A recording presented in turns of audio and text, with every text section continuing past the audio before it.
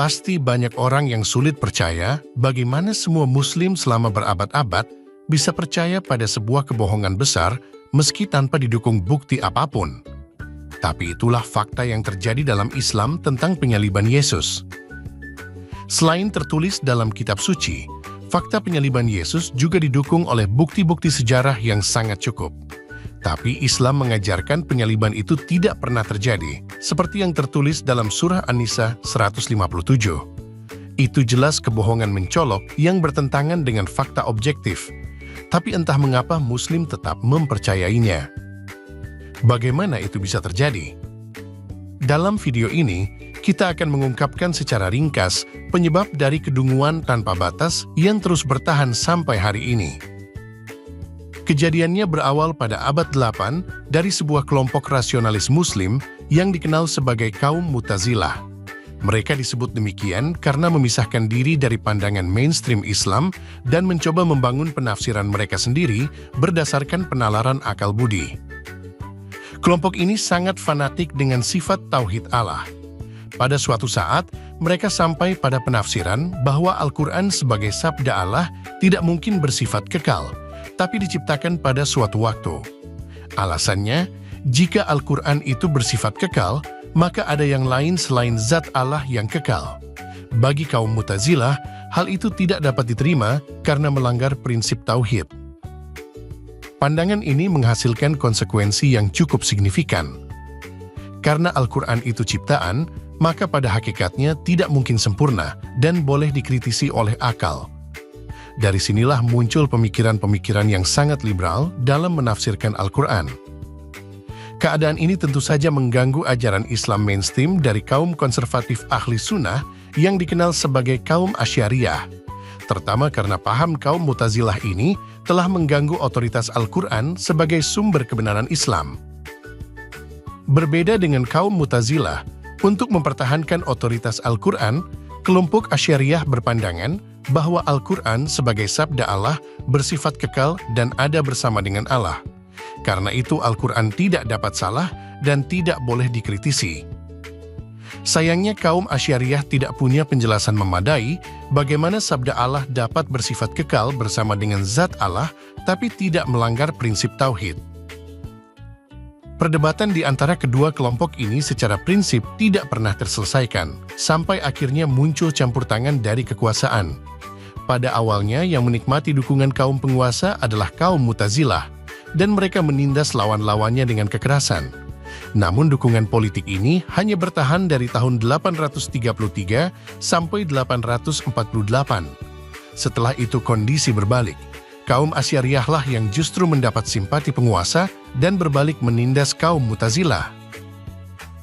Selanjutnya, pukulan terbesar bagi kaum Mu'tazilah muncul dari Imam Al-Ghazali yang melalui karyanya Tahafut Al-Falasifah menekankan prinsip bahwa akal harus tunduk pada dalil iman.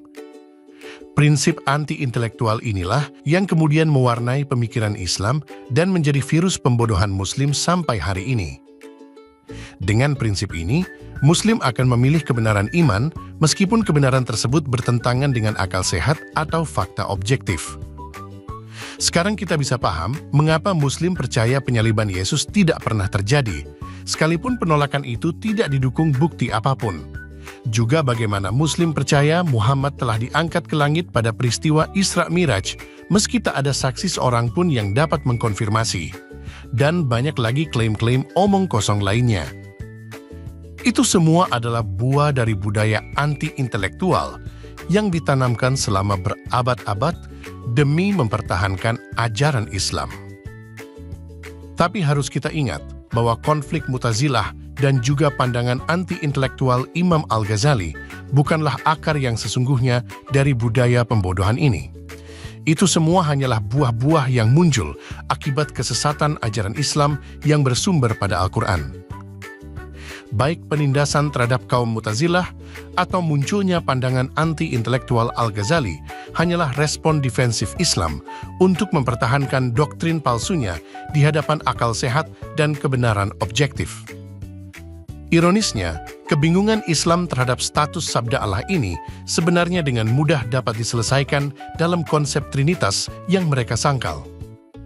Dalam iman Kristen, sabda itu bersifat kekal, karena sabda itu ada bersama-sama dengan Allah dan sabda itu adalah Allah. Yohanes 1 ayat 1. Kesesatan Islam akibat menolak teologi Trinitas itulah yang menjadi pangkal dari segala kedunguan mereka.